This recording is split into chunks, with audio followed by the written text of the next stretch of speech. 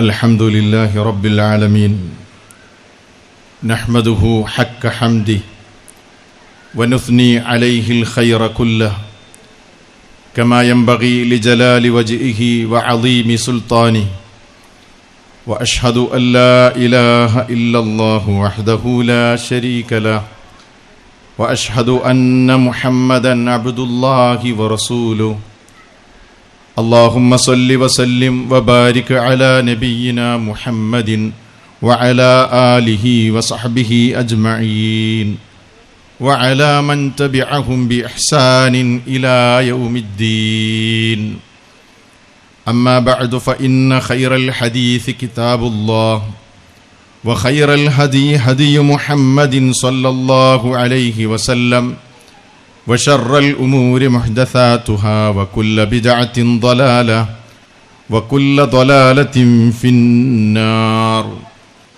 فأوصيكم عباد الله ونفسي بتقوى الله أعوذ بالله من الشيطان الرجيم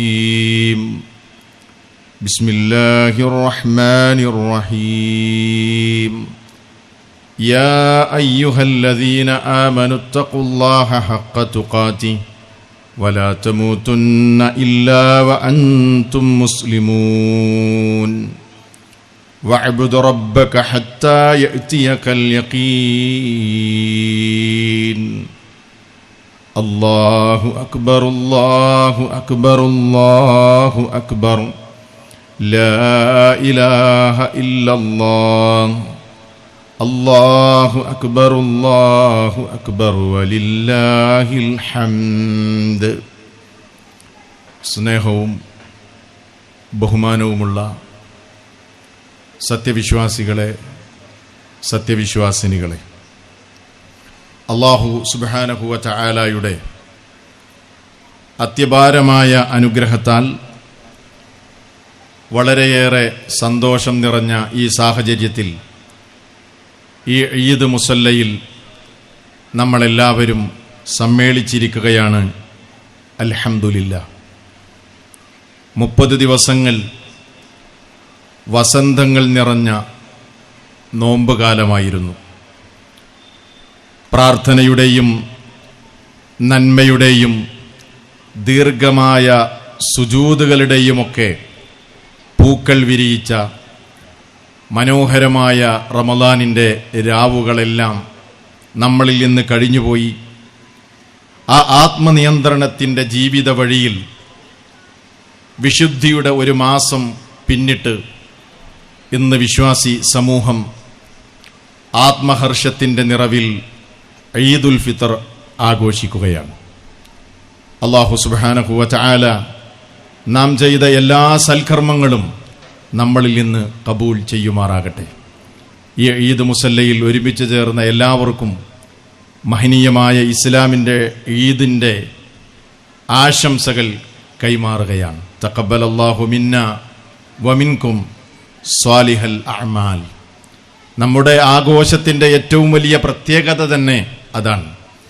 നമ്മൾ കണ്ടുമുട്ടുമ്പോഴും ഈദിൻ്റെ മുസല്ലയിലേക്ക് വരുമ്പോഴും എല്ലാം നമ്മൾ കൈമാറുന്ന ആശംസ അതാണ്. നമ്മുടെ ഏറ്റവും വലിയ പ്രതീക്ഷയും നമ്മുടെ ഏറ്റവും വലിയ ആഗ്രഹവും അതാണ്. കഴിഞ്ഞ ഒരു മാസക്കാലം നാം ചെയ്ത സൽക്കർമ്മങ്ങളെല്ലാം നമ്മളിൽ നിന്ന് കബൂൽ ചെയ്യണമെന്ന തേട്ടമാണ് ഈ ഈദ് മുസല്ലയിൽ ഒരുമിച്ച് ചേർന്ന നമ്മുടെ ഓരോരുത്തരുടെയും മനസ്സകങ്ങളിലുള്ളത്. സത്യവിശ്വാസികളെ, നിങ്ങൾ ആലോചിച്ചു നോക്കൂ. വിശ്വാസികൾക്ക് ഈദ് 2 ഈദുകളാണെങ്കിലും, ഈദുൽ ഫിത്റാണെങ്കിലും ഈദുൽ അദ്ഹയാണെങ്കിലും, എപ്പോഴാണത് ആഘോഷത്തിൻ്റെയും സന്തോഷത്തിൻ്റെയും ഒക്കെ ഒരു വേളയായി മാറുന്നത്? എപ്പോഴാണ്? മഹത്തായ ചില കർമ്മങ്ങളുടെ പര്യവസാനത്തോടുകൂടെയാണ് നമ്മൾ ഈദുകൾ ആഘോഷിക്കുന്നത്. എങ്ങനെയുള്ള കർമ്മങ്ങളായിരുന്നു അത്? നരകമോചനത്തിന് പര്യാപ്തമാകുന്ന മഹത്തായ കർമ്മങ്ങൾ. ആ കർമ്മങ്ങളെക്കുറിച്ചുള്ള സന്തോഷവാർത്തകൾ ഒരുപാട് കേട്ട് ആ ഒരു വലിയ പ്രതീക്ഷയുടെ, ആ ഒരു വലിയ ആഗ്രഹത്തിൻ്റെ, ആ ഒരു വലിയ സന്തോഷത്തിൻ്റെ നിറവിലാണ് ഈദ് മുസല്ലയിൽ നമ്മൾ ഒരുമിച്ച് ചേരുന്നത്. മഹാനായ നബി സല്ലല്ലാഹു അലൈഹി വസല്ലം അവിടുന്ന് പഠിപ്പിച്ച ഒരു പ്രവാചക വചനം ഈ സന്ദർഭത്തിൽ ഓർമ്മ വരികയാണ്. സഹോദരങ്ങളെ, സഹോദരികളെ, നിങ്ങൾ ആലോചിച്ചു നോക്കൂ. കഴിഞ്ഞ ഒരു മാസക്കാലം നമ്മൾ പരിശുദ്ധ റമളാനിലെ നിർബന്ധമായ നോമ്പാണ് അനുഷ്ഠിച്ചത്. എന്നാൽ നിർബന്ധ നോമ്പ് പോയിട്ട് ഒരു ദിവസം സുന്നത്തായ നോമ്പ് അനുഷ്ഠിച്ചാൽ അതിന്റെ പ്രതിഫലം എത്രയാണ്? അത് മാത്രം ഒന്ന് ഓർത്തു നോക്കിയാൽ മതി. നബി സല്ലല്ലാഹു അലൈഹി വസല്ലം പറയുന്നു, മൻ സ്വാമ യൗമൻ ഫീ സബീലില്ലാഹ് സഹ്സഹ അല്ലാഹു വജ്ഹഹു അനിൻ നാരി ബിദാലികൽ യൗമി 70 ഖരീഫാ. മൻ സ്വാമ യൗമൻ ഫീ സബീലില്ലാഹ്, ഒരാൾ ഒരൊറ്റ ദിവസം അല്ലാഹുവിന്റെ മാർഗത്തിൽ ഒരു സുന്നത്ത് നോമ്പെടുത്തു കഴിഞ്ഞാൽ സഹ്സഹ അല്ലാഹു വജ്ഹഹു അനിൻ നാരി ബിദാലികൽ യൗമി 70 ഖരീഫാ. ആ ഒരൊറ്റ നോമ്പിന്റെ മഹത്വം കാരണം ഒരു മനുഷ്യൻ ഇവിടെ നിന്ന് ഇപ്പൊ യാത്ര ആരംഭിക്കുകയാണ്. അങ്ങനെ 70 കൊല്ലം അയാൾ യാത്ര ചെയ്താൽ എത്തുന്ന ദൂരം എത്രയാണോ അത്ര ദൂരത്തേക്ക് അയാളുടെ മുഖത്തെ നരകത്തിൽ നിന്ന് അല്ലാഹു സുബ്ഹാനഹു വ തആല വിദൂരമാക്കാതിരിക്കുകയില്ല എന്നാണ് നബി സല്ലല്ലാഹു അലൈഹി വസല്ലം പഠിപ്പിച്ചിട്ടുള്ളത്. അപ്പൊ നിർബന്ധമായ നോമ്പിന്റെ പ്രതിഫലം എത്രയായിരിക്കും? അതുകൊണ്ട് നേടുന്ന നേട്ടം എത്രയായിരിക്കും? ആ ഒരു വലിയ പ്രതീക്ഷയിലാണ് നമ്മളുള്ളത്, ആ ഒരു വലിയ ആഗ്രഹത്തിലാണ് നമ്മളുള്ളത്. ഇനി ഈദുൽ അദ്ഹയുടെ വിഷയവും അങ്ങനെ തന്നെയാണ്. നോക്കൂ, നബി സല്ലല്ലാഹു അലൈഹി വസല്ലം പറയാണ്, അൽ ഉംറത്തു ഇലൽ ഉംറ കഫാറത്തും മാ ബൈനഹുമാ. ഒരു ഉംറ മുതൽ അടുത്ത ഉംറ വരെ അതിനിടയിൽ സംഭവിക്കുന്ന പാപങ്ങൾക്കത് പരിഹാരമാണ്. എന്നിട്ട് അവിടുന്ന് പറയുന്നത് ഇങ്ങനെയാണ്, വൽ ഹജ്ജുൽ മബ്റൂറു ലൈസ ലഹു ജസാഉൻ ഇല്ലൽ ജന്ന. സ്വീകാര്യയോഗ്യമായ ഹജ്ജിന്റെ പ്രതിഫലം സ്വർഗമല്ലാതെ മറ്റൊന്നുമല്ല എന്ന് നബി സല്ലല്ലാഹു അലൈഹി വസല്ലം ഓർമ്മപ്പെടുത്തി. ആ ബലിപെരുന്നാൾ നമ്മൾ ആഘോഷിക്കുമ്പോഴും ഇതുപോലെയുള്ള മഹത്തായ കർമ്മങ്ങളുടെ പര്യവസാനത്തോടെ, അതേപോലെ അറഫ നോമ്പിന്റെ പര്യവസാനത്തോടെയാണ് ഈദുൽ അദ്ഹയും ആഘോഷിക്കുന്നത്. ഞാൻ പറഞ്ഞു വരുന്നത്, വലിയ മഹത്തായ കർമ്മങ്ങൾ, നരകമോചനത്തിന് ഉപകാരപ്പെടുന്ന കർമ്മങ്ങൾ, വിശ്വാസികൾക്ക് വലിയ പ്രതീക്ഷകൾ സമ്മാനിക്കുന്ന കർമ്മങ്ങൾ, അങ്ങനെയുള്ള മനോഹരമായ സൽക്കർമ്മങ്ങൾ ചെയ്തതിന് ശേഷമാണ് സത്യവിശ്വാസികൾ 2 ഈദുകളിലും ഈദിന്റെ മുസല്ലയിലെത്തി അവർ നമസ്കാരം നിർവഹിക്കുന്നത്. വലിയ പ്രതീക്ഷയുടെയും അതേപോലെ ആഗ്രഹത്തിന്റെയും നിറവിൽ കൂടിയാണ് ആഘോഷിക്കുന്നത് എന്നാണ് ഞാൻ പറഞ്ഞു വരുന്നത്. ഇനി ഇതിനേക്കാൾ വലിയ ഒരു സന്തോഷമുണ്ട്. അതെപ്പോഴാണ്? നമ്മുടെ റബ്ബിനെ നമ്മൾ നേരിട്ട് കണ്ടുമുട്ടി നമ്മുടെ അമലുകളെല്ലാം കബൂലായി സ്വർഗപ്രവേശനം ലഭിക്കുന്ന നേരം. അതാണ് വിശ്വാസികൾ അനുഭവിക്കുന്ന മറ്റൊരു സന്തോഷത്തിന്റെ നേരം. അല്ലാഹു സുബ്ഹാനഹു വ തആല ആ വലിയ ഭാഗ്യം ലഭിക്കുന്ന മഹാന്മാരായ വിശ്വാസികളുടെ കൂട്ടത്തിൽ നമ്മെ ഏവരെയും ഉൾപ്പെടുത്തി അനുഗ്രഹിക്കുമാറാകട്ടെ എന്നീ സന്ദർഭത്തിൽ പ്രത്യേകിച്ച് ദുആ ചെയ്യുകയാണ്.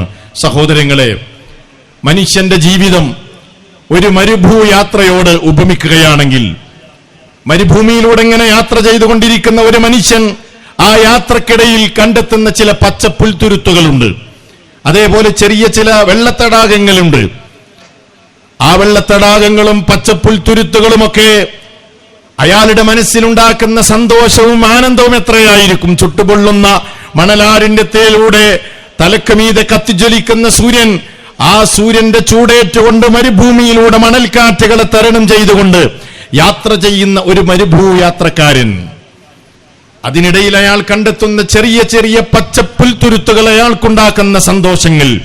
ഇതുപോലെയാണ് വിശ്വാസികളെ നമ്മുടെ ജീവിതത്തിൽ ആഘോഷങ്ങൾ കടന്നു വരുമ്പോൾ നമ്മുടെ മനസ്സുകൾക്കതേറെ ആനന്ദമാണ്, ഉല്ലാസമാണ്.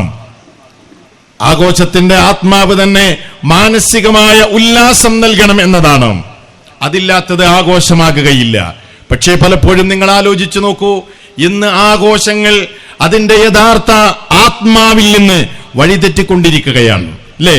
ഇന്ന് ആഘോഷം എന്ന് പറയുമ്പോ, ഈദ് എന്ന് പറയുമ്പോ നമ്മുടെ മനസ്സുകളിലേക്ക് കടന്നു വരുന്ന ചില ചിന്തകളുണ്ട്. എന്തൊക്കെയാണ് ആ ചിന്തകൾ? വിപണന ചിന്തകളാണ്. അതല്ലെങ്കിൽ വിപണികളെ കുറിച്ചാണ് നമുക്ക് ഓർമ്മ വരുന്നത്. ഓഫറുകളെ കുറിച്ച്, മെഗാ ഡിസ്കൗണ്ട് സെയിലുകളെ കുറിച്ച്, അത്യാകർഷകമായ സമ്മാനങ്ങളെ കുറിച്ച്, ഇതൊക്കെയാണ് പലപ്പോഴും ഈ ആഘോഷങ്ങൾ എന്ന് പറയുമ്പോൾ ഇന്നത്തെ കാലഘട്ടത്തിൽ പലരുടെയും മനസ്സുകളിലേക്ക് കടന്നു വരുന്നത്. ചെറിയ ചെറിയ കൊച്ചു ഗ്രാമങ്ങൾ പോലും ഇന്ന് ഉപഭോഗ സംസ്കാരത്തിന് അടിമപ്പെട്ടിരിക്കുകയാണ്. എന്നിട്ട് ജനങ്ങൾ ഇങ്ങനെ വലിയ സായുജ്യം അടയുകയാണ്. ചില മെഗാ ഡിസ്കൗണ്ട് സെയിലുകൾ കണ്ട്, അതല്ലെങ്കിൽ പെരുന്നാൾ ഓഫറുകൾ തേടിപ്പോയി ആ നിലക്കുള്ള ഓഫറുകളുടെ ഓൺലൈനിന്റെയും അല്ലാത്തതെയും ഒക്കെ കച്ചവട താല്പര്യങ്ങളുടെ വിപണന മേളകൾ ഒരുക്കുന്ന ഈ നിലക്കുള്ള പകിട്ടുകളുടെ പിന്നാലെ പോയി ആഘോഷങ്ങളുടെ യഥാർത്ഥ ആത്മാവിനെ നഷ്ടപ്പെടുത്തുന്നത് ഇന്നത്തെ ലോകത്ത് നമുക്ക് കാണാൻ കഴിയും. എന്നിട്ടോ ഒരു സാധനം വാങ്ങുമ്പോൾ ഒരു 100 രൂപ കൂട്ടിയിട്ട് ഒരു 25 രൂപ കുറച്ചു കൊടുത്താൽ അത് വലിയ ഓഫറായി അതിൽ സായുജ്യമടയുകയാണ് പലപ്പോഴും നമ്മുടെ ആഘോഷങ്ങളെല്ലാം. പക്ഷെ അങ്ങനെയല്ല. ഇസ്ലാം പറയുന്നത് ആഘോഷങ്ങൾ അതിന്റെ യഥാർത്ഥ ആ അർത്ഥത്തിലെത്തണമെങ്കിൽ ആഘോഷങ്ങളുടെ കാമ്പ് എന്ന് പറയുന്നത് പരസ്പര ബന്ധമാണ്. പരസ്പര ബന്ധമാണ്. മനുഷ്യബന്ധങ്ങൾ ഊട്ടിയുറപ്പിക്കുമ്പോൾ മാത്രമാണ് ആഘോഷം അതിന്റെ യാഥാർത്ഥ്യത്തിലെത്തുന്നത്. ഇന്നത്തെ ദിവസം തന്നെ നിങ്ങൾ നോക്കൂ, എങ്ങനെയാണ് നമ്മൾ ഈദ് ആഘോഷിക്കുന്നത്? അള്ളാഹ്ക്ക് വേണമെങ്കിൽ പറഞ്ഞുകൂടെ, നിങ്ങൾ നിങ്ങളുടെ വീടുകളിൽ തന്നെ ഇരുന്ന് ഈദ് ആഘോഷിക്കൂ. അവിടെ വെച്ചുകൾ നിങ്ങൾ തക്ബീറുകൾ ചൊല്ലൂ. അവിടെ ഇരുന്ന് നിങ്ങൾ നമസ്കരിക്കൂ. ഓരോരുത്തരും അവരുടെ വീടുകളിൽ തന്നെ ആഘോഷങ്ങൾ കഴിച്ചുകൂട്ടട്ടെ. അല്ല, നമ്മളെല്ലാവരും മുസല്ലയിലേക്ക് വരുന്നു, അല്ലേ? ഇവിടെ ഒന്നിച്ച് നമസ്കരിക്കുന്നു, ഒന്നിച്ച് നമ്മൾ ദുആ ചെയ്യുന്നു. അതുപോലെ തന്നെ മുസ്ലിമീങ്ങൾക്ക് ആവശ്യമായ ഉത്ബോധനം ഇവിടെ നൽകപ്പെടുന്നു. നമസ്കാരവും ഉത്ബോധനവും എല്ലാം കഴിഞ്ഞാൽ ഈദിന്റെ മുസല്ലയിൽ പരസ്പരം ആലിംഗനം ചെയ്യുന്നു, സ്നേഹബന്ധങ്ങൾ പുതുക്കുന്നു, പരസ്പരമുള്ള ബന്ധങ്ങൾ വിളക്കി ചേർക്കുന്നു. ഇങ്ങനെ ബന്ധങ്ങൾ വിളക്കി ചേർക്കുമ്പോഴാണ് ഈദ് ഈദായി മാറുന്നത് എന്നാണ് ഇസ്ലാമിന്റെ കാഴ്ചപ്പാട്. നിങ്ങൾ ആലോചിച്ചു നോക്കൂ വിശ്വാസികളെ, ഈ ഈദിന്റെ മുസല്ലയിലേക്ക് നിങ്ങൾ വരുന്നതിന് മുൻപ് ശവ്വാലിന്റെ അമ്പിളി കണ്ടത് മുതൽ നമ്മൾ നിർവഹിച്ച ഒരു പ്രധാനമായ ആരാധനാ കർമ്മമുണ്ടായിരുന്നു. അതെന്താണ്? സക്കാത്തുൽ ഫിത്റാണ്. എന്താണ് സക്കാത്തുൽ ഫിത്ർ? ലോകത്തിന് നൽകുന്ന സന്ദേശം എന്താണ്? പണക്കാരൻ അവന്റെ എല്ലാവിധ സൗകര്യങ്ങളും ഉപയോഗിച്ച് അവന്റെ വീട്ടിൽ സുന്ദരമായി ഭക്ഷണമുണ്ടാക്കി ഈദാഘോഷിച്ചാൽ പോരാ, മറിച്ച് പാവപ്പെട്ടവന്റെ മനസ്സിന്റെ താഴ്വരയിലും സന്തോഷങ്ങൾ കളിയാടേണ്ടതുണ്ട്. അത് ഈദിന്റെ ദിവസത്തിൽ അവൻ ഒരിക്കലും പട്ടിണി കിടക്കാൻ പാടില്ല. അതുകൊണ്ട് തന്നെ അവനെയും കൂടി പരിഗണിച്ചുകൊണ്ട് ആ നിലക്കുള്ള ബന്ധങ്ങൾ വിളക്കി ചേർത്തുകൊണ്ടാണ് ഈദ് ആഘോഷിക്കേണ്ടത് എന്നതിന്റെ ഏറ്റവും വലിയൊരു സൂചനയും കൂടിയാണ് സക്കാത്തുൽ ഫിത്റിന്റെ പല ലക്ഷ്യങ്ങളിൽ ഒരു ലക്ഷ്യമായി റസൂൽ സല്ലല്ലാഹു അലൈഹി വസല്ലം പഠിപ്പിച്ചു തന്നിട്ടുള്ളത്. അതുകൊണ്ട് ഈ ഈദ് മുസല്ലയിൽ ഈ സംസാരിക്കുന്ന സംസാരത്തിൽ ഈ ഖുത്ബയിൽ ഒന്നാമത്തെ പോയിന്റായി കുറച്ച് കാര്യങ്ങൾ മാത്രമേ ഞാൻ പറയുള്ളൂ. പക്ഷേ പറയുന്ന കാര്യങ്ങൾ നിങ്ങൾ ഗൗരവമായി മനസ്സിലാക്കണം. പ്രധാനപ്പെട്ട ചില കാര്യങ്ങൾ നമുക്ക് ചർച്ച ചെയ്യേണ്ടതുണ്ട്.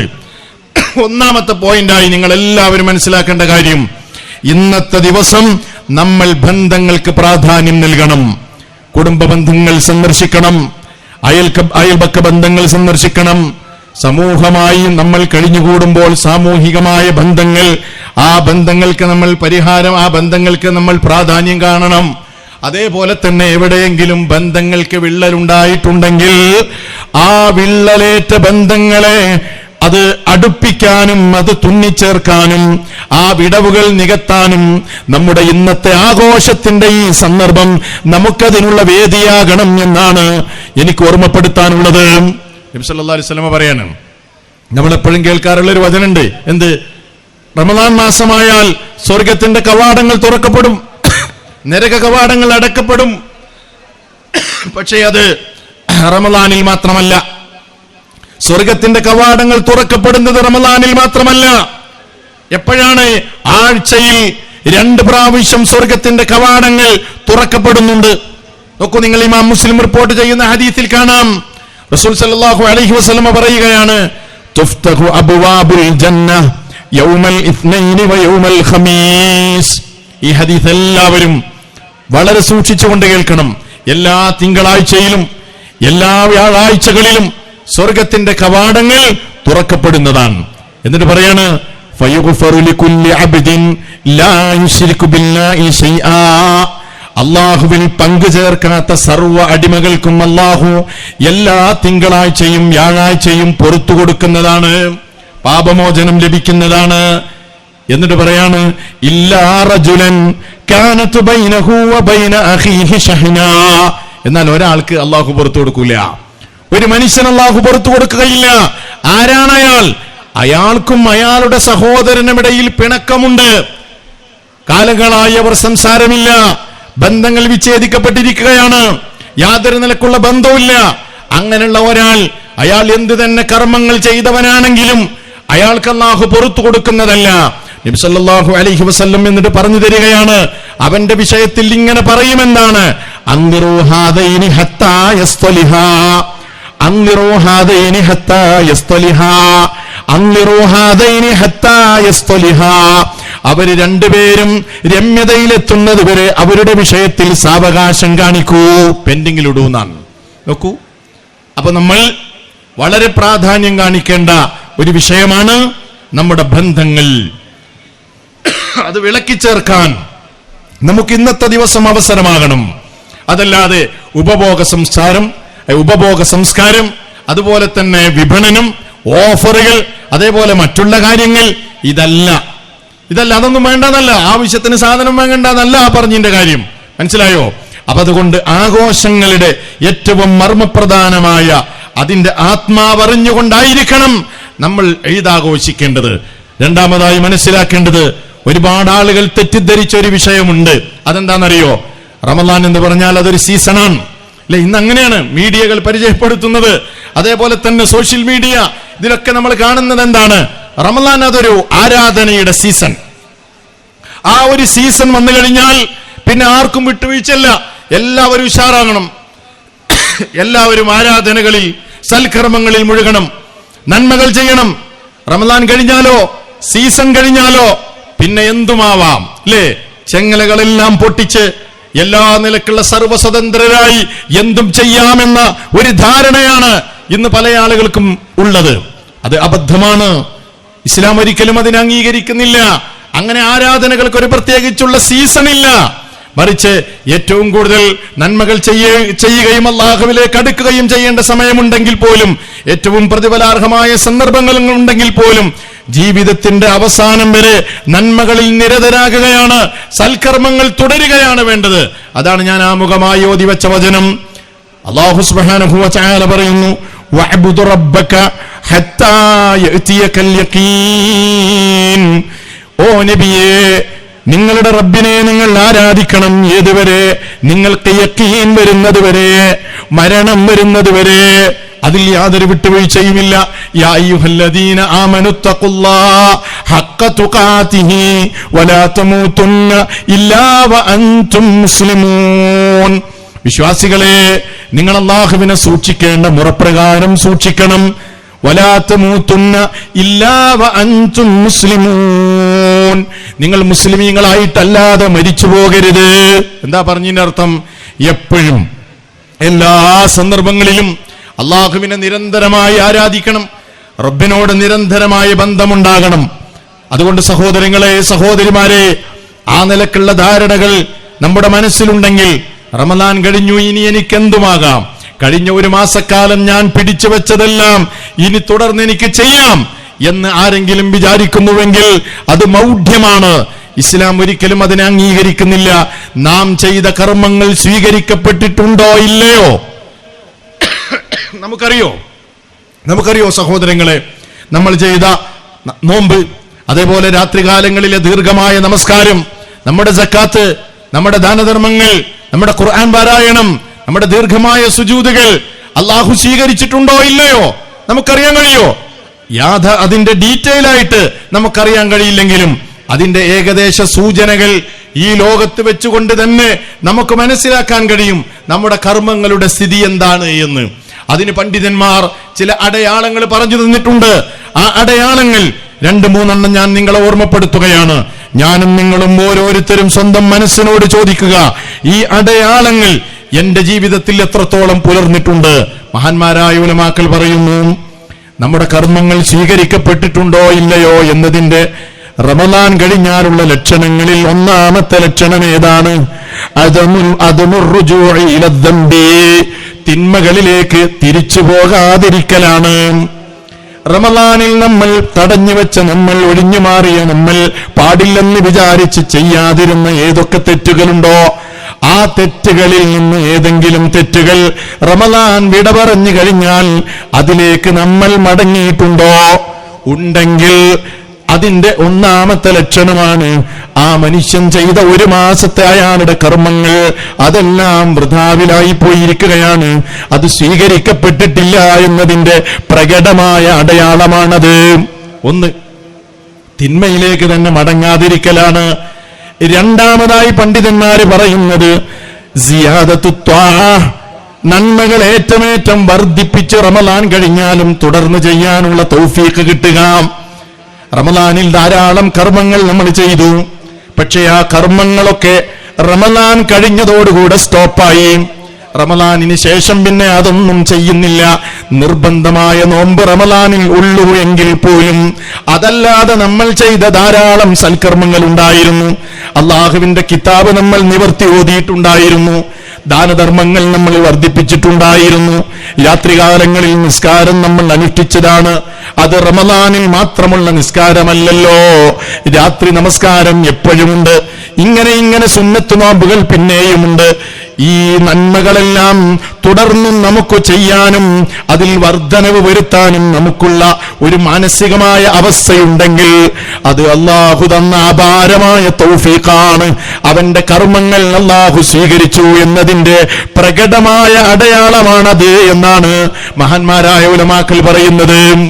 രണ്ട്, മൂന്നാമത്തേത് മനസ്സിലാക്കുക, വൽ ഹിദ്റു മിനസ് സയ്യിആത്ത്, തിന്മകൾ കാണുമ്പോൾ, തിന്മകൾ മാടി വിളിക്കുമ്പോൾ ആ തിന്മകളിൽ നിന്ന് വിട്ടു നിൽക്കാനും ജാഗ്രത പുലർത്താനുമുള്ള ഒരു മനസ്സുണ്ട് എങ്കിൽ അതും കർമ്മങ്ങൾ സ്വീകരിച്ചതിന്റെ അടയാളമാണ്.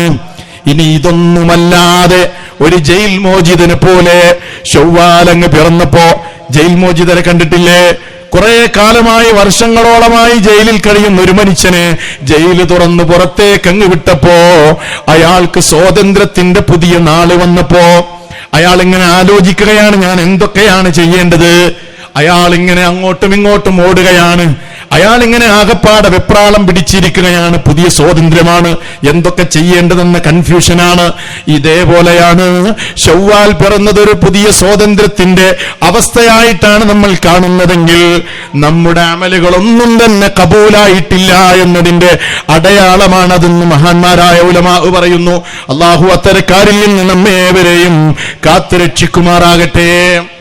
വിശ്വാസികളെ, മൂന്നാമതായി എനിക്ക് ഓർമ്മപ്പെടുത്താനുള്ളത്, നമ്മൾ ഇന്ന് ആഘോഷത്തിന്റെ ദിവസത്തിലാണ്, ഈദ് ആഘോഷിക്കുന്ന സന്ദർഭത്തിലാണ്. ലോകത്ത് ഒരുപാട് ആഘോഷങ്ങളുണ്ട്, പക്ഷേ ആ ആഘോഷങ്ങളിൽ നിന്നെല്ലാം വ്യത്യസ്തമാണ് നമ്മുടെ ആഘോഷങ്ങൾ എന്ന് നമ്മൾ മനസ്സിലാക്കണം. നമ്മുടെ ആഘോഷങ്ങൾ ആരാധനാ സമ്മിശ്രമാണെന്ന് മാത്രമല്ല, അതിർവരമ്പുകളുള്ള ആഘോഷങ്ങളാണ് നമുക്ക് അല്ലാഹു നിശ്ചയിച്ചു തന്നിട്ടുള്ളത്. അതല്ലാതെ സർവസ്വതന്ത്രരായി എന്തും ചെയ്യാനുള്ള ലൈസൻസ് അല്ല ആഘോഷത്തിന്റെ ദിനങ്ങൾ എന്ന് നമ്മൾ പറയണം, നമ്മൾ മനസ്സിലാക്കണം. അത് ആഘോഷങ്ങൾ മാത്രമല്ല, നമ്മുടെ ജീവിതം തന്നെ അങ്ങനെയാണ്. നമ്മുടെ ജീവിതത്തിൽ തന്നെ ചില അതിർവരമ്പുകളുണ്ട്. ആ അതിർവരമ്പിന്റെ പ്രഘോഷണമാണ്, അതിന്റെ പ്രഖ്യാപനമാണ് ഈദ് മുസല്ലയിലേക്ക് നമ്മൾ വന്നപ്പോഴും അതിനു മുമ്പുമൊക്കെ നമ്മൾ ഇങ്ങനെ ചൊല്ലിയ തക്ബീറുകളില്ലേ? എന്താണ് ആ തക്ബീറുകളിൽ പറയുന്നത്? അല്ലാഹു അക്ബർ, അല്ലാഹു അക്ബർ, അല്ലാഹു അക്ബർ, ലാ ഇലാഹ ഇല്ലല്ലാഹ്, അല്ലാഹു അക്ബർ, അല്ലാഹു അക്ബർ, വലില്ലാഹിൽ ഹംദ്. അല്ലാഹുവേ, അല്ലാഹു അക്ബർ, അല്ലാഹുവേ, നീയാണ് എനിക്ക് വലുത്, നീയാണ് എനിക്ക് വലുത്, നിന്റെ കൽപ്പനകളാണ് എനിക്ക് വലുത്, നിന്റെ നിയമങ്ങളാണ് എനിക്ക് വലുത്. നിന്റെ നിയമങ്ങൾ ഞാൻ എന്റെ ജീവിതത്തിൽ പകർത്തും. എന്റെ ജീവിതത്തിന്റെ രേഖകളെല്ലാം, അതിർവരമ്പുകളെല്ലാം നിന്റെ നിയമങ്ങളുടെ അടിസ്ഥാനത്തിലാണ്. അത് പ്രഘോഷിച്ചുകൊണ്ടാണ് നമ്മൾ ഇവിടേക്ക് വന്നിട്ടുള്ളത്. ആ ഓർമ്മ നമുക്ക് വേണം. എന്നാൽ ലോകത്ത് നിങ്ങൾ നോക്കൂ, ആഘോഷങ്ങളുടെ പേരിൽ എന്താണെന്ന് പലപ്പോഴും ലോകത്ത് നടക്കുന്നത്? ലഹരിയിൽ ആർമാദിക്കുന്നതാണ് ലോകത്ത് നമ്മൾ കാണുന്നത്. ഓരോ ആഘോഷങ്ങളും കഴിഞ്ഞു പോയാൽ പിന്നെ സർക്കാരുകൾ കണക്കുകൾ നിരത്തുകയാണ്. ഇങ്ങനെ ആ ആഘോഷ ദിവസങ്ങളിൽ കുടിച്ചു തീർത്ത മദ്യത്തിന്റെ കണക്കുകൾ, ലഹരിയുടെ കണക്കുകൾ. കോടികളുടെ കണക്കുകളാണ് നിരത്തുന്നത്. പക്ഷേ ഇസ്ലാമിനെ സംബന്ധിച്ചിടത്തോളം ലഹരി നുണഞ്ഞുകൊണ്ടുള്ള ഒരു ആഘോഷം ഇസ്ലാമിലില്ല. ലഹരിക്കടിമപ്പെട്ടുകൊണ്ടുള്ള ഒരു ജീവിതം ഒരു മുസ്ലിമിന്റെ ജീവിതത്തിലില്ല. അത് ആഘോഷമാകട്ടെ അല്ലാത്ത സന്ദർഭങ്ങളിലാകട്ടെ ഇസ്ലാം വളരെ ഗൗരവമായി കണ്ട ഒരു വലിയ പാപമാണ് ലഹരി എന്ന് പറയുന്നത്. നിങ്ങൾക്കറിയോ, ഇസ്ലാം മനുഷ്യന്റെ 5 കാര്യങ്ങൾക്ക് പ്രൊട്ടക്ഷൻ നൽകിയിട്ടുണ്ട്. ശരിക്കും മനസ്സിലാക്കണം, 5 കാര്യങ്ങൾക്ക് ഇസ്ലാമിൽ പ്രൊട്ടക്ഷൻ ഉണ്ട്. അതേതാണ്? ഒന്നൊരു മനുഷ്യന്റെ ശരീരമാണ്. ശരീരത്തിന് ഇസ്ലാം സുരക്ഷ നൽകിയിട്ടുണ്ട്. 2, ഇസ്ലാം നൽകിയത് ഒരു മനുഷ്യന്റെ ബുദ്ധിക്കുള്ള സുരക്ഷിതത്വമാണ്. 3, ഇസ്ലാം നൽകിയത് സമ്പത്തിനുള്ള സുരക്ഷിതത്വമാണ്. 4, അഭിമാനത്തിനുള്ള സുരക്ഷിതത്വമാണ്. 5-മത്തേത് ആ മനുഷ്യന്റെ മതത്തിനുള്ള സുരക്ഷിതത്വമാണ്. അൽ-ളറൂറാത്തുൽ ഖംസ് എന്ന പേരിൽ അറിയപ്പെടുന്ന ഈ 5 കാര്യങ്ങൾക്കും ഇസ്ലാമിൽ സുരക്ഷിതത്വം നൽകിയ, സുരക്ഷ നൽകിയ മതമാണ് ഇസ്ലാം. മനസ്സിലാക്കണം, ഈ 5 നമ്മൾ ഓർക്കണം. ലോകത്തെവിടെയും ഒരു പ്രത്യയശാസ്ത്രത്തിലും ഒരു നിയമത്തിലും നമുക്ക് ഈ മനുഷ്യന്റെ അനിവാര്യമായ 5 കാര്യങ്ങൾക്ക് സംരക്ഷണം നൽകിയത് കാണാൻ സാധ്യമല്ല. ആ 5 പ്രധാനമായ ഒരു കാര്യമാണ് മനുഷ്യന്റെ ബുദ്ധി. ആ ബുദ്ധിക്ക് തടയിടുന്ന, ആ ബുദ്ധിക്ക് ക്ഷീണം വരുത്തുന്ന, ആ ബുദ്ധിക്ക് മറയിടുന്ന ഒന്നിനെയും ഇസ്ലാം അംഗീകരിക്കുന്നില്ല. ആ ബുദ്ധിയെ തളർത്തിക്കളയുന്ന ഒരു കാര്യത്തെയും ഇസ്ലാം അംഗീകരിക്കുന്നില്ല. മദ്യം എന്ന് പറഞ്ഞാൽ തന്നെ അൽ ഖംർ എന്നാണല്ലോ മദ്യത്തിന് ഇസ്ലാം അറബിയിൽ പറയുന്നത്. ഖംർ അല്ലേ? ഖംർ, ഖിമാർ എന്ന് പറയുന്നത് എന്തിനാണ്? സ്ത്രീകൾ ധരിക്കുന്ന അവരുടെ തലമക്കനക്കാണ് ഖിമാർ എന്ന് പറയുന്നത്. ഖംർ എന്ന പദം അതിനോട് സാമ്യമില്ലേ? എന്താ ഖംർ എന്ന് പറഞ്ഞാൽ? മാ ഖാമറൽ അഖ്ല, മനുഷ്യന്റെ ബുദ്ധിക്ക് മറയിടുന്ന, അവനല്ലാതാക്കി മാറ്റുന്ന, അവന്റേതായ എല്ലാ ബോധങ്ങളും നഷ്ടപ്പെടുത്തുന്ന ഖംർ. ആ ഖംറുമായി ബന്ധപ്പെട്ട, ലഹരിയുമായി ബന്ധപ്പെട്ട ചെറുതോ വലുതോ എന്തുമാകട്ടെ മനുഷ്യ, നിനക്ക് നിന്റെ റബ്ബ് തന്ന ഏറ്റവും വലിയ അനുഗ്രഹമായ ഈ 5 കാര്യങ്ങളിൽ പ്രധാനമായ നിന്റെ ബുദ്ധിയെ തളർത്തുന്നതാണ്. അതുകൊണ്ട് അതിലേക്ക് അടുക്കുക പോലും ചെയ്യരുത് എന്നാണ് അല്ലാഹു സുബ്ഹാനഹു വ തആല പറയുന്നത്. പിന്നെ എങ്ങനെയാണ് മുസ്ലിമിനെ അതിനോട് സമീപിക്കാൻ കഴിയുക? വിശുദ്ധ ഖുർആൻ നിങ്ങൾ ആലോചിച്ചു നോക്കൂ. ഞാൻ പലപ്പോഴും അത്ഭുതപ്പെട്ടു പോയ ചില വചനങ്ങളാണ് മദ്യവുമായി ബന്ധപ്പെട്ട് സൂറത്തുൽ മാഇദയിലെ 91-ാമത്തെ 90-91 വചനങ്ങൾ. അല്ലാഹു പറയാണ്, യാ അയ്യുഹല്ലദീന ആമനൂ ഇന്നമൽ ഖംറു വൽ മൈസിറു വൽ അൻസാബു والأزلام رجز من عمل الشيطان فاجتنبوه لعلكم تفلحون إنما يريد الشيطان أن يوقع بينكم العداوة والبغضاء في الخمر والميسر ويصدكم عن ذكر الله وعن الصلاة فهل أنتم منتهون. പ്രിയപ്പെട്ട വിശ്വാസികളെ, വിശ്വാസിനികളെ, ഇന്ന് തന്നെ നിങ്ങൾ ഈ ആയത്തിന്റെ യഥാർത്ഥത്തിൽ അതിന്റെ വ്യാഖ്യാനം എന്താണെന്ന് തഫ്സീറുകൾ പരിശോധിച്ച് മനസ്സിലാക്കണം. ഞാനൊരു ചുരുക്കം എന്ന നിലക്ക് ചില കാര്യങ്ങൾ പറയാണ്. അല്ലാഹു പറയാണ്, വിശ്വാസികളെ, ഇന്നമൽ ഖംറു, തീർച്ചയായും മദ്യവും, വൽ മൈസിറു, ചൂതാട്ടവും, ശരിക്ക് കേൾക്കണേ, മദ്യവും ചൂതാട്ടവും, വല്ലൻസാബു, പ്രതിഷ്ഠകളും, വല്ലസിലാമു, ഭാഗ്യപരീക്ഷണത്തിനുള്ള അമ്പുകോലുകളുമെല്ലാം, റിജ്സുൻ, അത് മ്ലേച്ഛമാണ്, അത് മ്ലേച്ഛമാണ്, മിന്നമലി ശൈത്താൻ, അത് പൈശാചിക പ്രവർത്തികളിൽപ്പെട്ട മ്ലേച്ഛമായ പ്രവൃത്തിയാണ്.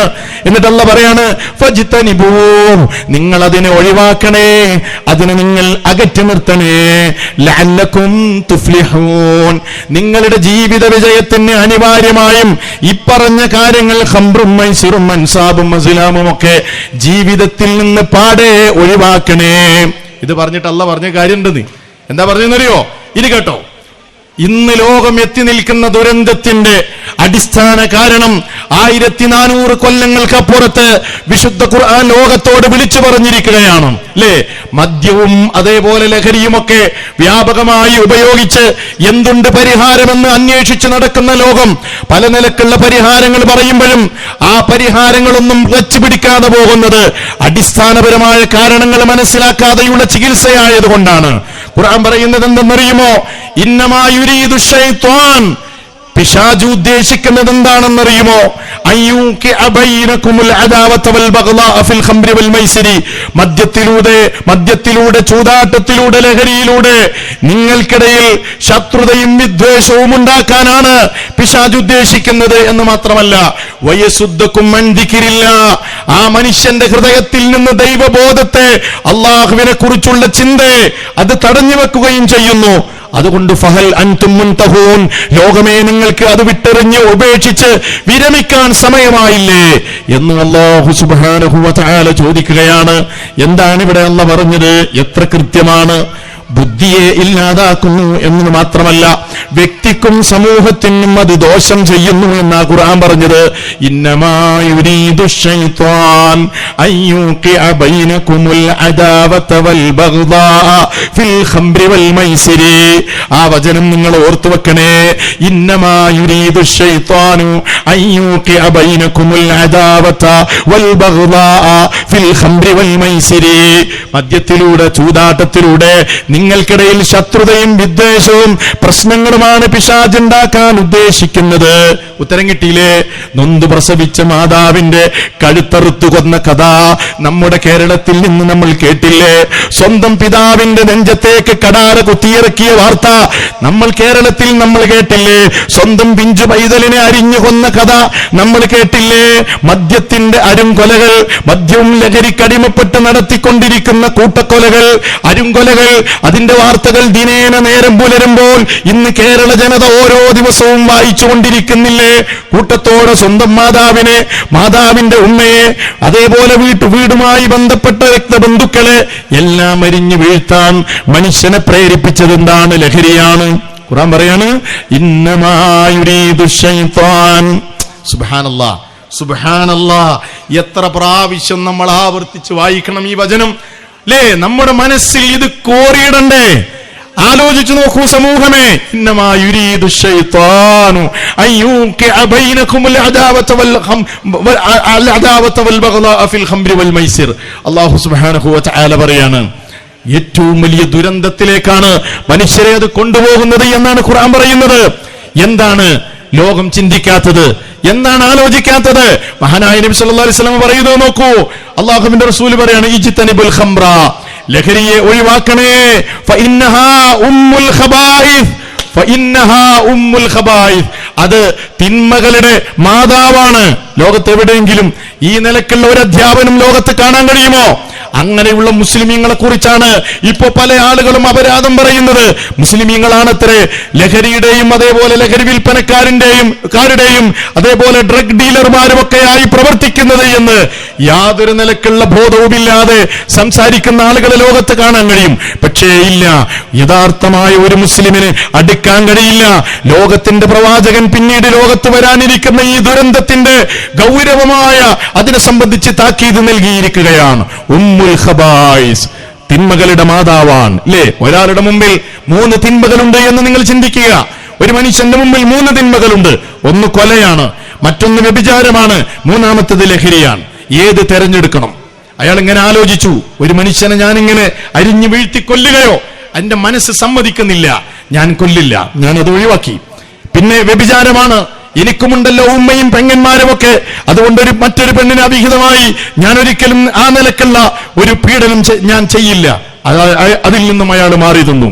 പിന്നീട് അയാളുടെ മുമ്പിലുള്ളത് ലഹരിയാണ്. അയാൾ വിചാരിച്ചു മദ്യമല്ലേ, അതിന്റെ തിന്മയും അതുമായി ബന്ധപ്പെട്ട വിഷയവും ഞാനുമായി മാത്രം ബന്ധപ്പെട്ടതാണെന്ന് ഞാൻ വിചാരിക്കുന്നു, അതുകൊണ്ട് ഞാൻ ലഹരി തെരഞ്ഞെടുക്കുന്നു എന്ന നിലയ്ക്ക് മൂന്നാമത്തെ തിന്മയാണ് അയാൾ തെരഞ്ഞെടുത്തതെങ്കിൽ, സഹോദരന്മാരെ സഹോദരിമാരെ ചിന്തിക്കുക. നബി സല്ലല്ലാഹു അലൈഹി വസല്ലമ പഠിപ്പിച്ചു തന്ന ആശയം എന്താണെന്നറിയുമോ? ആ ലഹരി അയാൾ നുണഞ്ഞാൽ പിന്നെ ബാക്കിയുള്ള തിന്മകൾക്ക് അയാൾക്ക് യാതൊരു പ്രയാസവുമില്ല. ബാക്കിയുള്ള തെറ്റുകൾ ചെയ്യാൻ അയാളുടെ മുമ്പിൽ യാതൊരു തടസ്സവുമില്ല.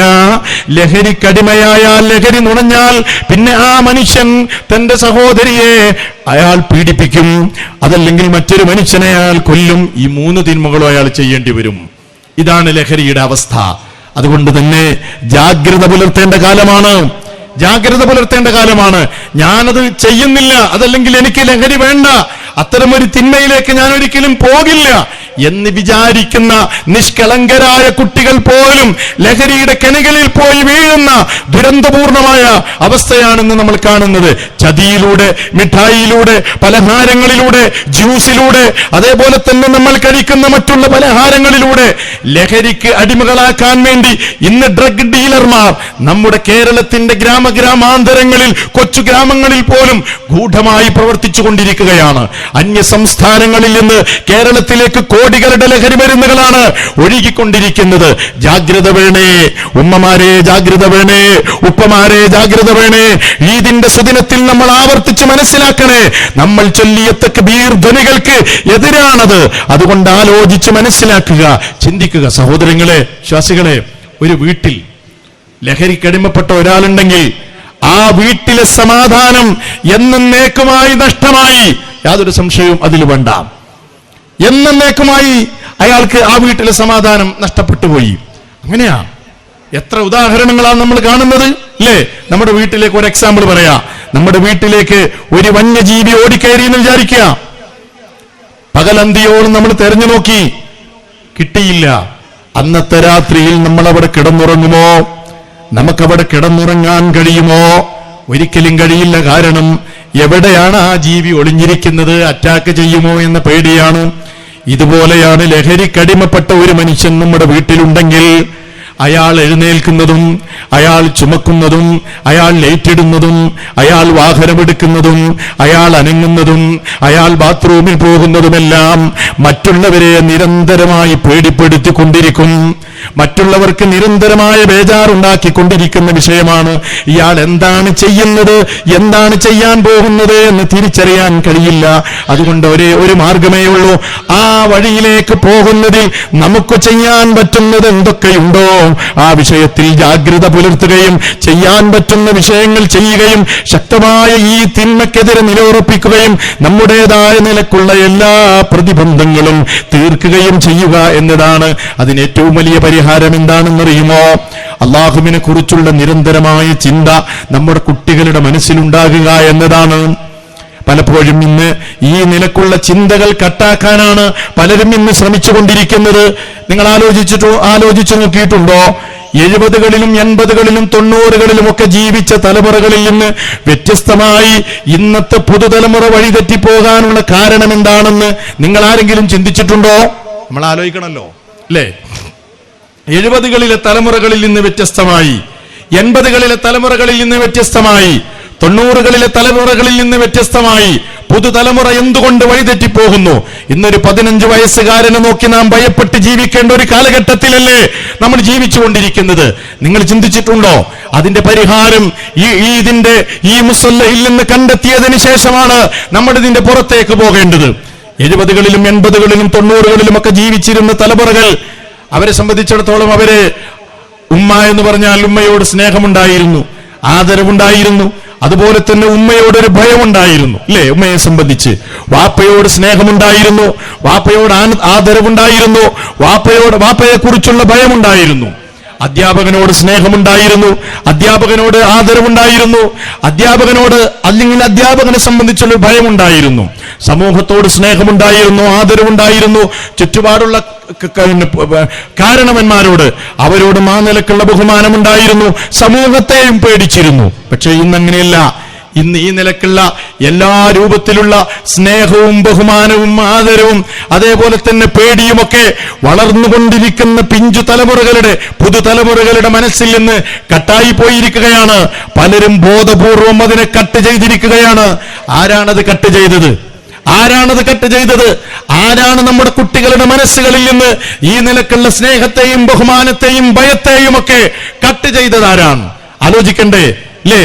അധ്യാപകനെ നോക്കി പറയുകയാണ് പുതുതലമുറ, എന്നെ നിയന്ത്രിക്കണ്ടോ, എന്നെ നിയന്ത്രിക്കേണ്ട, പുറത്തിറങ്ങിയാൽ ഞാൻ കാണിച്ചു തരാം എന്ന് പറയാൻ ആ നിലക്ക് ആരോടും ഒരു റെസ്പെക്റ്റും വേണ്ട. നമുക്ക് സ്വതന്ത്രരായി ജീവിക്കാം. മൈ ബോഡി മൈ ചോയ്സ് എനിക്കിഷ്ടപ്രകാരം ഞാൻ ജീവിക്കും, എന്നെ ആരും നിയന്ത്രിക്കേണ്ടതില്ല, എനിക്ക് നിയന്ത്രണം ഇഷ്ടമില്ല, എനിക്ക് ആരെയും റെസ്പെക്ട് ചെയ്യുന്നത് ഇഷ്ടമില്ല, ഞാൻ ഉദ്ദേശിക്കുന്നത് പോലെയാണ് ഞാൻ ജീവിക്കുന്നത് എന്ന നിലക്കുള്ള ഒരു ബോധം നമ്മുടെ കുട്ടികളുടെ മനസ്സുകളിലേക്ക് ആരാണ് ഇട്ടുകൊടുത്തത്? സംശയമില്ല, അതിലേറ്റവും പ്രധാനമായ പങ്ക് വഹിച്ചത് നമ്മുടെ നാട്ടിൽ നിസാരമായ പ്രശ്നങ്ങൾ ഊതിവീർപ്പിച്ചുകൊണ്ട് രാത്രികാലങ്ങളിൽ നടത്തുന്ന അന്തിച്ചർച്ചാ മീഡിയകളും ഇടത് കപട പുരോഗമനവാദികളും ബുദ്ധിജീവികളും ഒക്കെയാണ്. സോഷ്യൽ മീഡിയയിലൂടെയും അതുപോലെ തന്നെ അധുനാധുനിക സംവിധാനങ്ങളിലൂടെയും മീഡിയകളിലൂടെയും ഒക്കെ കുട്ടികളുടെ മനസ്സുകളിലേക്ക് ഈ നിലക്കുള്ള ചിന്തകൾ ഇട്ടുകൊടുത്തിരിക്കുകയാണ്. എന്താണ് അതുകൊണ്ടുണ്ടായത്? വാപ്പയെ ഭയമില്ലാത്ത, ഉമ്മയെ പേടിക്കാത്ത, സമൂഹത്തെ പേടിക്കാത്ത ഒരു കുടുംബത്തിൽ നിന്ന് വളർന്നു വരുന്ന കുട്ടികൾ, ആ കുട്ടികളെ മറ്റുള്ളവർ സ്വാധീനിക്കുക എന്നത് ഏറെ സാധ്യതയുള്ള കാര്യമാണ്, ഇല്ലേ? ആരെയും പേടിക്കാനില്ല, എവിടേക്ക് പോകുന്നു എന്ന് അന്വേഷിക്കാൻ ആരുമില്ല, എന്ത് ചെയ്യുന്നു എന്ന് അന്വേഷിക്കാനില്ല. വാപ്പയെ പേടില്ല, വാപ്പ നിങ്ങൾ നിങ്ങളുടെ കാര്യം നോക്കിയാൽ മതി, എന്നെ നിയന്ത്രിക്കേണ്ടതില്ല, അല്ലേ? ഉമ്മയെ പേടില്ല, ആരെയും പേടില്ല. അങ്ങനെയുള്ള ശിഥിലമായ ഒരു കുടുംബ പശ്ചാത്തലത്തിൽ നിന്ന് വളർന്നു വരുന്ന വിദ്യാർത്ഥികൾ ആരാണെങ്കിലും വഴിതെറ്റിപ്പോകാൻ ഏറെ സാധ്യതയുണ്ട്. അതുകൊണ്ട് എപ്പോഴും, അല്ലേ, സ്വാതന്ത്ര്യം എന്ന് പറഞ്ഞാൽ എന്താ? ചില ആളുകൾക്ക് മനസ്സിലാക്കിയിട്ടുള്ളത് സ്വാതന്ത്ര്യം എന്ന് പറഞ്ഞാൽ യാതൊരു നിയന്ത്രണവുമില്ലാതെ കുത്തഴിഞ്ഞ് ജീവിക്കുക എന്നതാണോ? അല്ല. നേരായി ജീവിക്കണമെങ്കിൽ മനുഷ്യ ജീവിതത്തിൽ കുറച്ച് നിയന്ത്രണങ്ങളൊക്കെ വേണം. ആ നിയന്ത്രണങ്ങളില്ലെങ്കിൽ മനുഷ്യനിവിടെ നല്ലവനായി ജീവിക്കാൻ കഴിയില്ല. അപ്പൊ എത്ര വലിയ സ്വാതന്ത്ര്യം ആവശ്യപ്പെടുന്ന ആളാണെങ്കിലും ഇന്ത്യ രാജ്യത്ത് ജീവിക്കുകയാണെങ്കിൽ ഇന്ത്യ രാജ്യത്തിന്റെ ഭരണഘടനക്കനുസൃതമായിട്ടല്ലേ അയാൾക്ക് ജീവിക്കാൻ കഴിയുള്ളൂ. പിന്നെ എങ്ങനെയാണ് ഈ സർവ്വസ്വതന്ത്രനായി ഒരാൾ ഈ ലോകത്ത് ജീവിക്കുക എന്ന് പറയുന്നത്? അത് അസംഭവ്യമാണ്. ഒരു മുസ്ലിമിനെ സംബന്ധിച്ചിടത്തോളം അവന്റെ ജീവിതത്തിൽ അവന് ചില നിയന്ത്രണങ്ങളുണ്ട്. അവന്റെ വാപ്പയെ അവനെ നിയന്ത്രിക്കണം, ഉമ്മയെ അവനെ നിയന്ത്രിക്കണം, പരസ്പരം ആദരിക്കണം, വാപ്പാനെ മനസ്സിലാക്കണം, ഉമ്മയെ മനസ്സിലാക്കണം, അധ്യാപകനെ മനസ്സിലാക്കണം. ഇതൊക്കെ ഈ നിലക്കുള്ള ഒരു ചിന്ത നമ്മുടെ മനസ്സിൽ ഉണ്ടെങ്കിലേ ഇതിനൊക്കെ പരിഹാരമാവുള്ളൂ. അതിനെന്താ പരിഹാരം? അല്ലാഹു സുബ്ഹാനഹു വ തആല അവനാണ് എനിക്ക് ഏറ്റവും വലുത് എന്ന് നാം ഈ ചൊല്ലിക്കൊണ്ടിരിക്കുന്ന തക്ബീർ ധ്വനികളുണ്ടല്ലോ, ആ പ്രഖ്യാപനം, ആ ആദർശമാണ് മുസ്ലിമേ നമ്മുടെ ജീവിതത്തിന്റെ ആദർശം. അതാണ് നമ്മൾ പ്രഖ്യാപിക്കുന്നത്. അത് ഈദ് മുസല്ലയിൽ മാത്രം പോരാ, ഇവിടെ മാത്രം പ്രഖ്യാപിച്ച് തിരിച്ചു പോകേണ്ടതല്ല. അത് ജീവിതത്തിൽ മുഴുവനും മുറുകെ പിടിക്കാൻ ഒരുക്കമാണോ അവിടെ നമ്മൾ വിജയിക്കും, നമ്മുടെ കുടുംബം വിജയിക്കും. അതുകൊണ്ട് നമ്മളുടെ മനസ്സറിഞ്ഞുകൊണ്ട് ചൊല്ലാൻ നമുക്ക് കഴിയണം. എന്ത്? അല്ലാഹു അക്ബർ, അല്ലാഹു അക്ബർ, അല്ലാഹു അക്ബർ, ലാ ഇലാഹ ഇല്ലല്ലാഹ്, അല്ലാഹു അക്ബർ, അല്ലാഹു അക്ബർ, വലില്ലാഹിൽ ഹംദ്.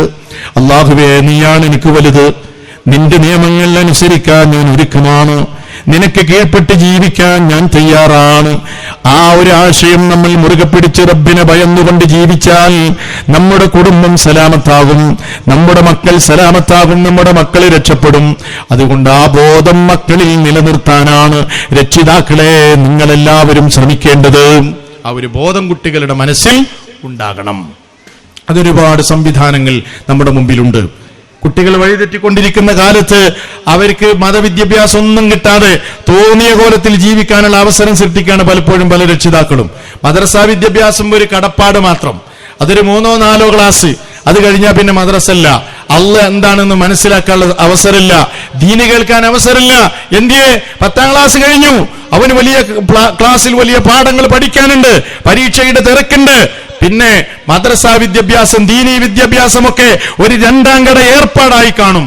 എന്നിട്ട് വഴിതെറ്റി ലഹരിക്ക് അടിമപ്പെട്ട് വാതാവിന്റെ നേരെ കത്തിയോങ്ങുമ്പോ, വാപ്പാനെ കൊല്ലാൻ നോക്കുമ്പോ പിന്നെ എന്താ വേണ്ടത്?